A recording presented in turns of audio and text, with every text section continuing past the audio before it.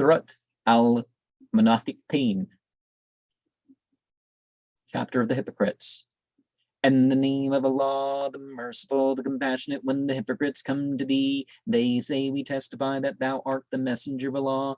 Allah knoweth that thou art verily his messenger, and Allah testifieth that verily the hypocrites are lying. They have taken their oaths as a shield and turned people aside from the way of Allah. Verily evil is what they have been doing. That is because they have believed and then disbelieved, so a seal is set upon their hearts, and they have no discernment.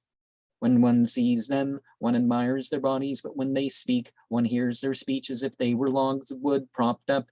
So they think that every shout is against them. They are the enemy, so beware of them. Allah fight them. How they are involved in lies. When one says to them, come, and the messenger of Allah will ask pardon for you, they twist their heads, and no one sees them turning away, trying to look great. It is all one, whether thou askest pardon for them or not. Allah will not pardon them.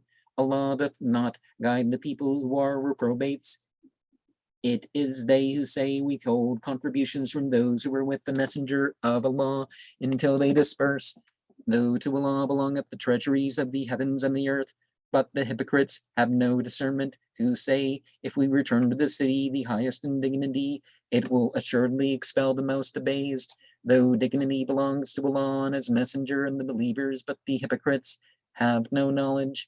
O you who have believed, let not your properties and your children divert you from the remembrance of Allah. Those who do that, they are the losers. And contribute of what we have provided you with before death comes to one of you, and he says, O my Lord, wouldst thou not defer me a little while, that I may give alms and become one of the upright? Allah will not defer the death of any person when his time comes. Allah is well informed of what ye do. And so we're reminded that even when people are doing, much less saying what's good and true, well, what do they really believe? What are their intentions? So they remain deniers. That passage is not, nothing in there says, don't testify to these things. It's saying that these people are lying. They're saying that they believe this and they don't believe this. That's it. That's all it's saying. So sorry, Rashid Khalifa believers. And why does the Quran include the phrase? What, you're going to avoid the parts of the reciting the parts of the Quran that contain these things? I encountered a family that they avoided.